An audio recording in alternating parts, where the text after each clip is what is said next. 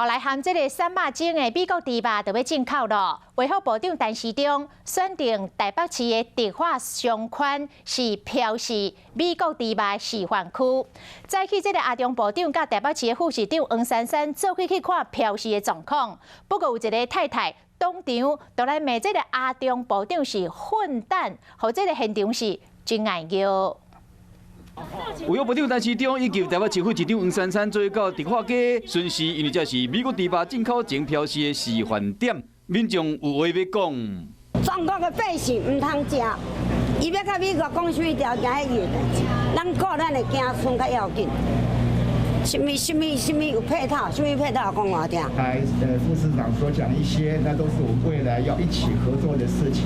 那中央要做的是要把办法定得能够便明清楚，那地方当然是负责相关的查核。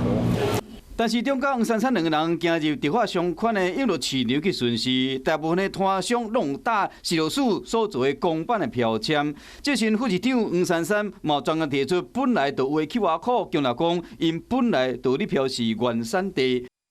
但是中贸用小食摊摊号咧要求伫菜单面顶签名，伊讲即摆透过示范点收集相关的意见，作为未来政策修正的参考。